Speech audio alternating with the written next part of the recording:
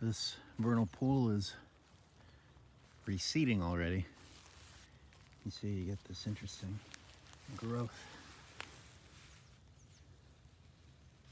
It's like tissue forming between all the different pieces of vegetation.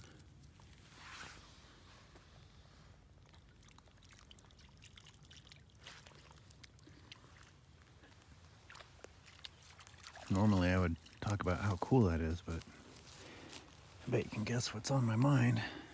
And it's the fact that I know underneath of here is goat poop. In fact, it's on the surface. I didn't even have to dig.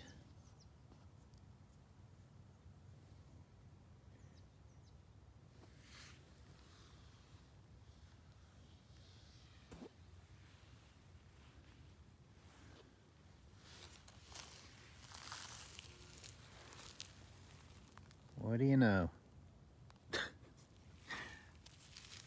I know that seeing one piece of poop may not be that alarming, but the fact is that the very first place that I peeled anything back, there was poop.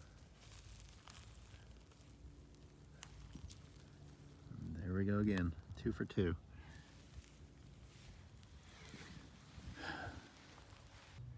So this filled, reseeded, is drying up now, and the goat poop still remains. And that's not even considering that the goat poop had been here for several months before the rain even came.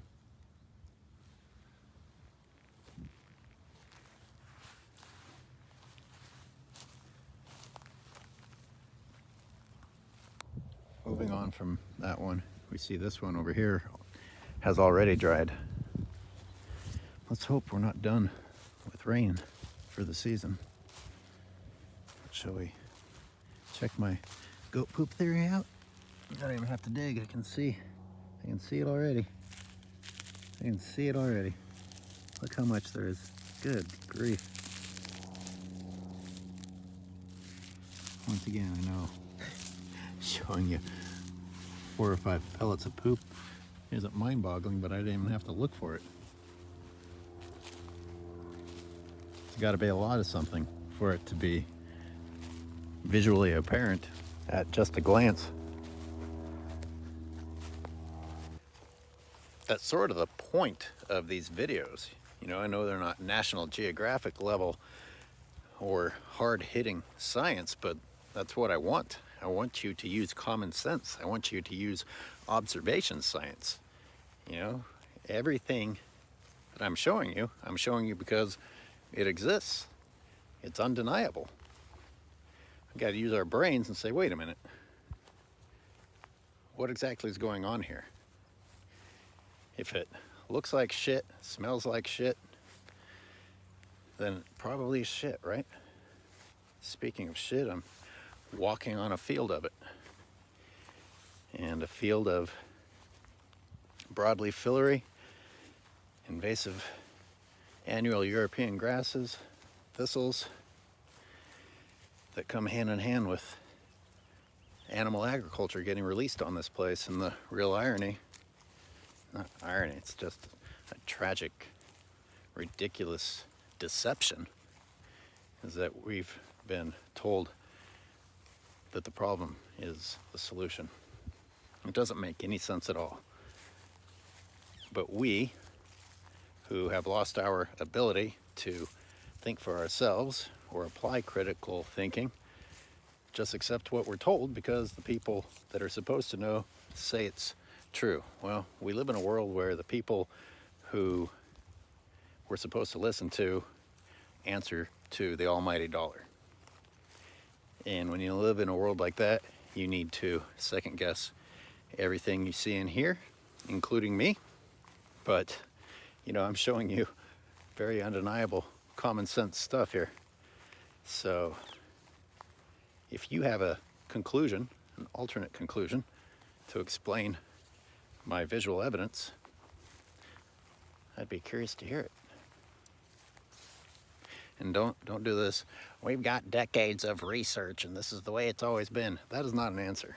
That's bullshit, and that's just you desperately clinging to the hope that what you have heard and mindlessly defended is true. You are hoping desperately that it's true, even when reality is starting to creep in and tell you that you were wrong. I'm sure it's not a pleasant feeling. Let's take a look at this field of broadleaf filiary under me.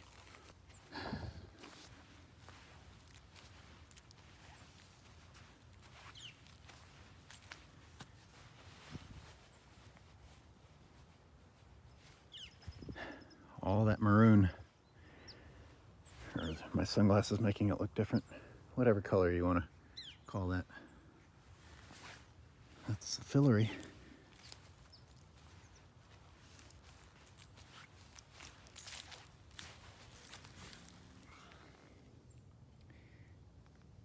It gets big, and look how tightly packed it is.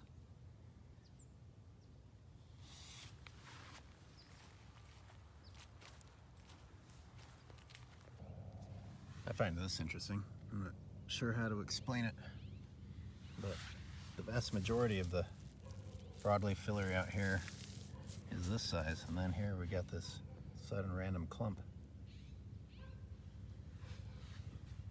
And the sound of a prisoner going insane. If I veer off slightly to the left, the dominance of the filiary gets replaced by dominance of Himalayan blackberry.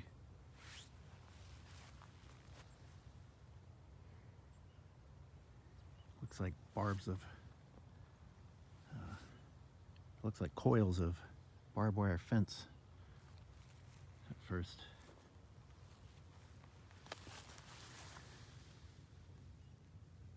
We even have some milk thistle in there.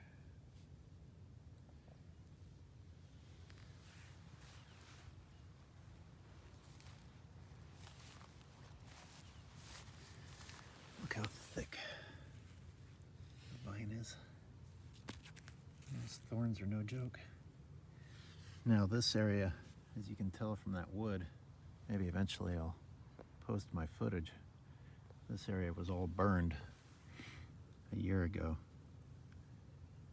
and it managed to burn up the Himalayan blackberry. Didn't kill it. It obviously springs back. If we wanted to do something about it, it was a good opportunity. If we actually cared about restoring native plant life, well, following a fire would have been a good moment to come in and actually dig up these invasives, but it did not happen.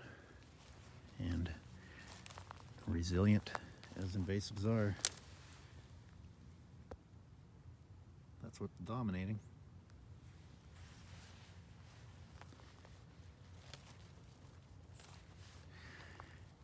I'm not trying to sound like a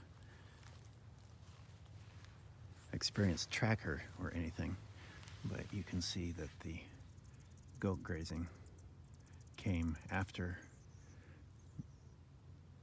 a good year's worth, near a year's worth of vegetation grew, because the goats actually grazed this area and obviously left taller growth where these nasty thorns are, which indicates that the goats,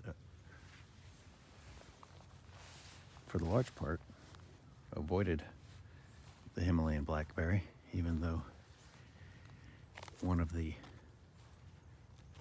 benefits of using the goats, at least as it's advertised to the public, is that they will manage the Himalayan blackberry. Now down at the creek, I saw the Himalayan blackberry get stripped of its leaves, but not eaten, meaning the plant remained fine. Just the only possibly beneficial parts of the plant, like the berries and the leaves, were removed. But out here, looks like these base thorns are just a little bit too much. I didn't actually observe this, so go ahead and tell me why I'm wrong. Tell me why the vegetation where goats grazed would be taller surrounding these nasty vines, and then it's almost uniformly short everywhere else. I mean, I can even walk away from that main area, come over here and see the exact same thing. Got more Himalayan blackberry and more vegetation that survived.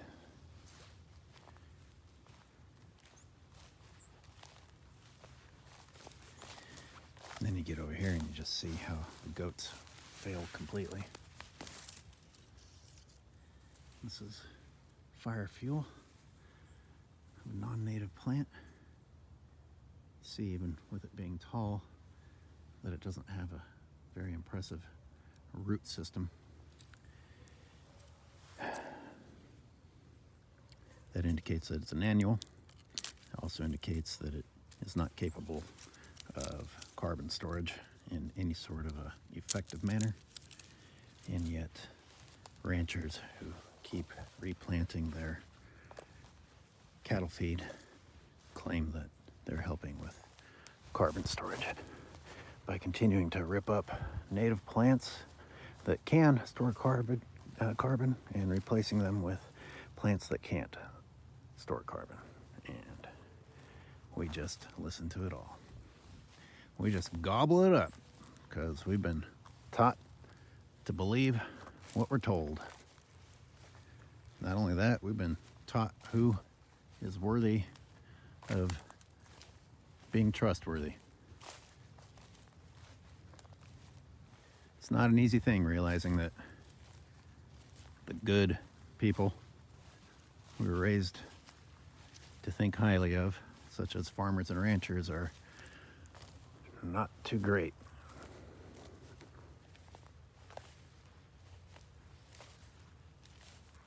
Imagine that pissed off a lot of people that were listening. Well, those were my friends too. That's how I grew up. Reality is reality. The reality is unpleasant enough that I imagine most people will look the other way. Oh, I'm so sorry, Rabbit. So this brings up another topic. Whether these are invasive or not, where the Himalayan blackberry protected plants from being eaten down to nothing, we just had a demonstration via the jackrabbit. That is, I can see him as a little white dot over there. He's light years away. It's incredible. Anyway, goats grazing through here remove hiding places. They remove vegetation that animals can benefit from. Whether they're invasive or not, well, once the goats come through, there just isn't anything. It's not like they get replaced with what's supposed to be here. I'm gonna have to stop and do a video about prisoners.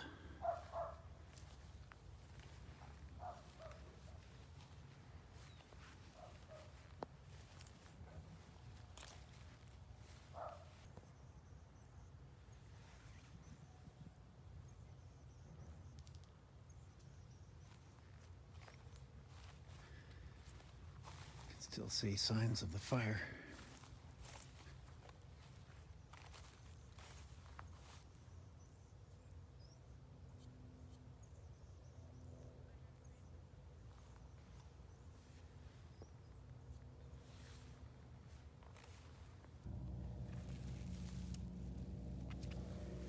As you can see,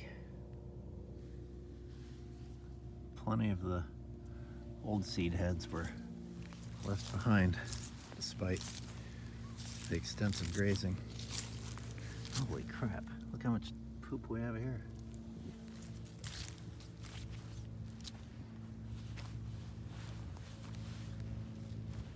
Look at this. Look at this.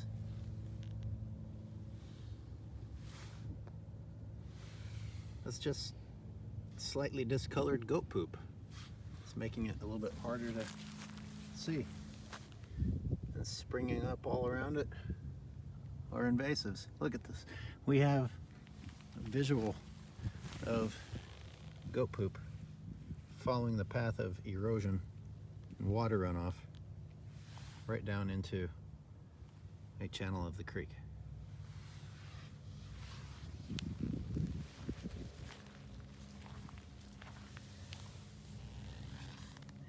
Be nice if organizations like Audubon Society were studying the effects of all this goat poop on riparian animals instead of spending all their resources convincing us that animal agriculture is saving animals. You want to talk about evidence of the people you're supposed to be listening to getting bought out. Audubon Society is about as corrupt as it gets.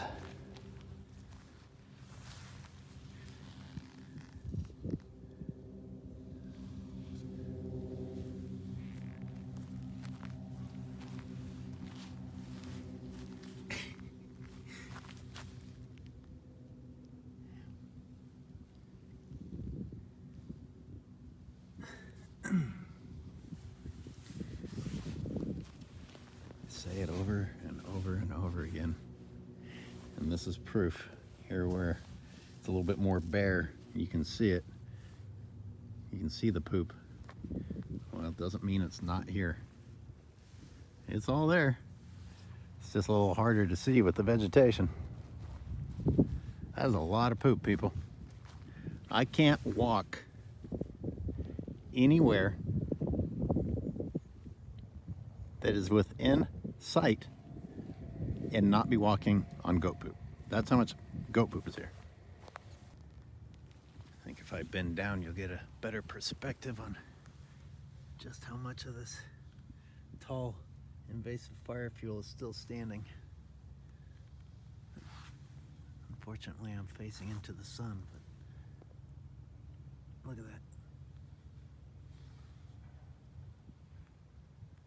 I don't know how to explain why, other than the proximity to this edge of this creek. But looking at the tips, I'm tempted to say that this is yellow star thistle. Super nasty, nasty invasive. But this makes me think of all the papers George Werthner has written, like trying to get people to wake up to the fact that fire flies, fire jumps. You know, we're like managing all the vegetation. Manage is a really nice word for stripping nature bare, and it's all because of this fire fear. But you know, fire travels and travels far. So you leave any patches that are flammable, well, that's enough. That's enough for traveling embers and flames to go through the air and grab onto their next destination, their next fuel source before that moves on to the next destination.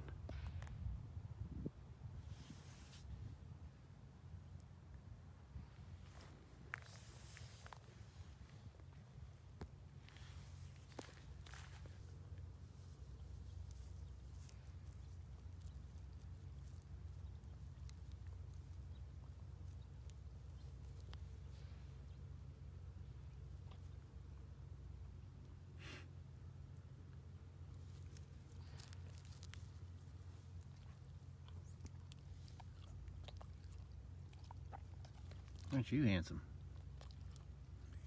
What do you think's happening? What do you think's happening in this water?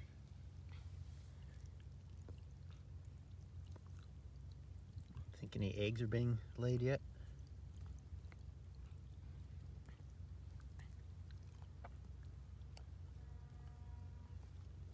Insects, if nothing else.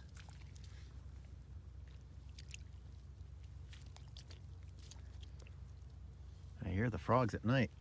They're busy. They must be mating.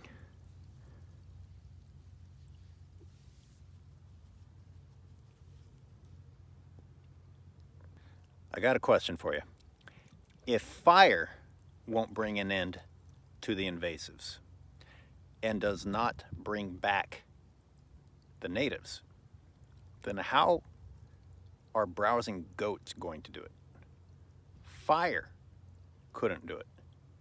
How can animals that eat selectively and leave behind a huge portion of the problem and also eat almost all of the plants that we want to be here, how can that work if even fire won't work? At this stage, we need human intervention, and not in the form of just unleashing livestock.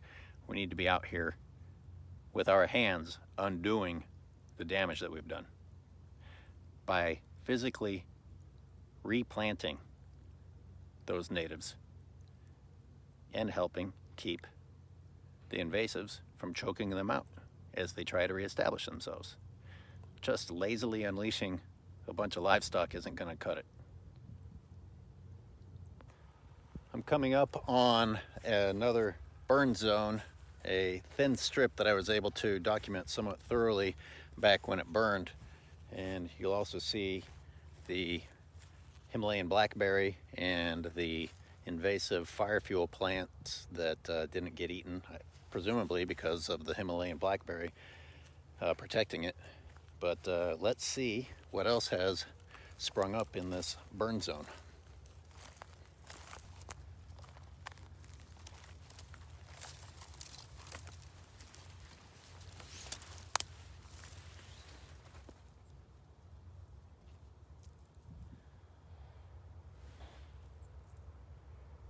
He's tough. I know some of that Himalayan blackberry's got to get him, but I've never heard him yelp. I mean, look how tall this is.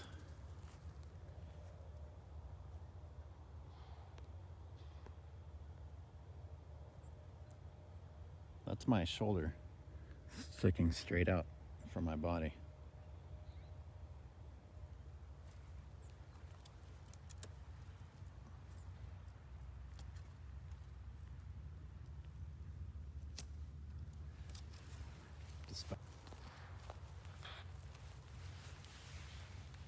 Look how thick that is.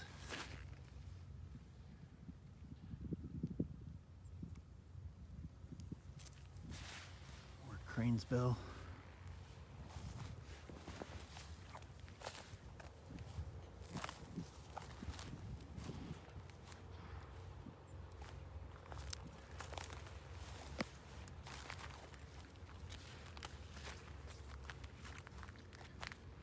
Hope we don't scare away another rabbit. As I keep walking in here, I sound like those bullshit wildlife show guys. They're like, I know it looks sad to disturb the animal, but we have to do it to study them.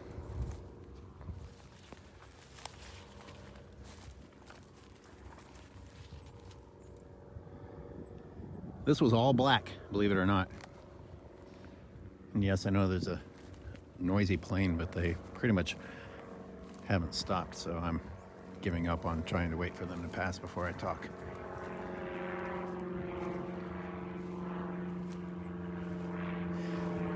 This was all black. Black, black, black. Burnt.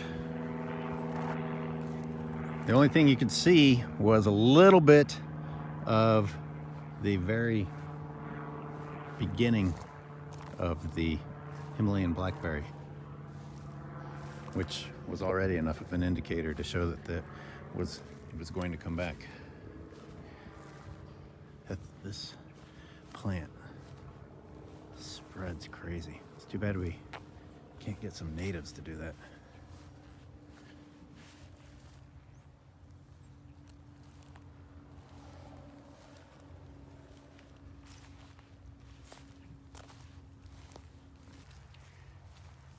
Well, this tree is looking pretty good.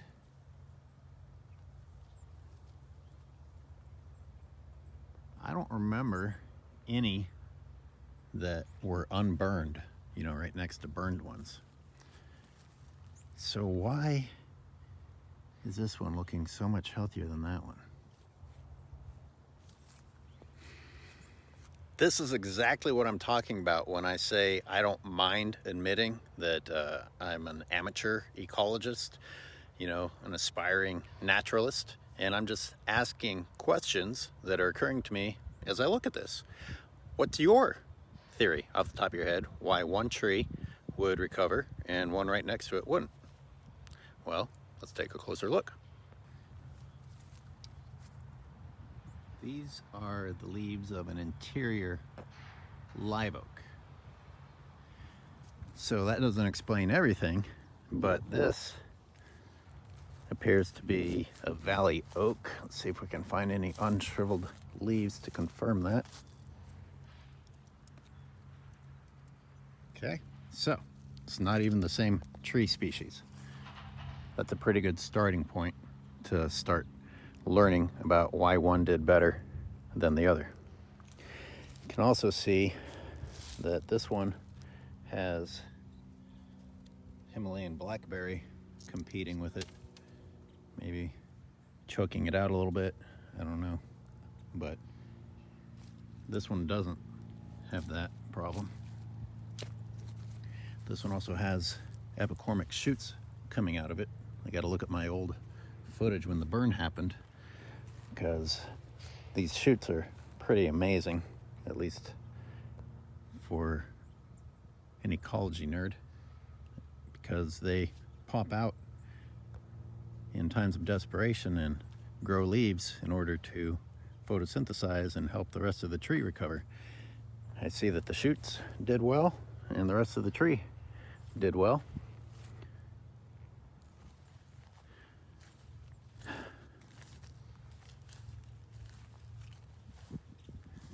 Not all of them did well. Here's one that has shoots at the bottom, but no leaves up top.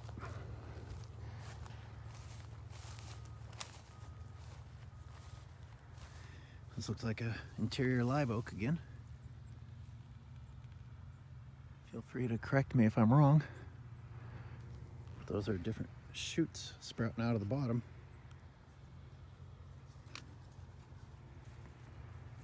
Hey there. Hey. You want to say hi again, buddy? You remember us? Here's another one. It doesn't look good. And it has no shoots growing at the bottom, but it is surrounded by Himalayan blackberry. Got a little thorny labyrinth to get through here, don't we?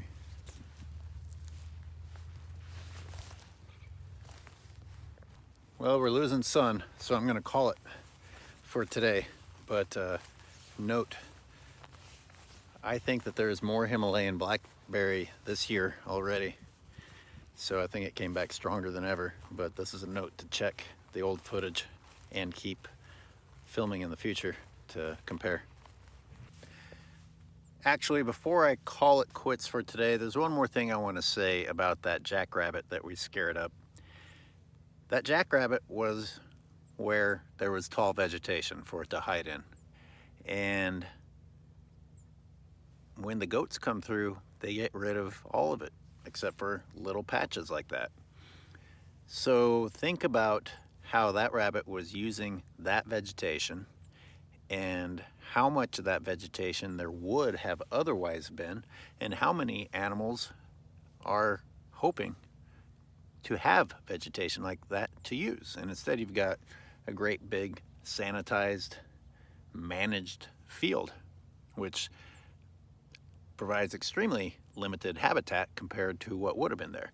Now you're going to say, well, it's not native plants. That's true, but you can't just take away the invasive plants and not give them anything. You know, they got to use what they have to work with. And the animals may not be thrilled about the invasive plants, but it's what they've got. And to take away everything and pretend that we were doing them a favor in some way seems pretty disconnected. You know, they got to have some sort of vegetation. They've got to have some sort of nesting. They've got to have some sort of hiding place. They've got to have something to stalk their prey using. And we just turn these open fields into another version of our parks that we keep mowed down. That's not habitat. The rabbits need the tall vegetation, the skunks, even the birds. Find way more birds on the ground and hiding in the tall brush than I ever expected. And there's another thing that seems really obvious. You know, it's not like I thought that birds spent their entire lives in trees just because we think of birds and trees together, but the amount of time that birds spend on the ground has really been an awakening for me. It's time for another episode of, is it invasive vine or is it barbed wire? Just old abandoned rancher barbed wire. Right next to, is it invasive vine or barbed wire?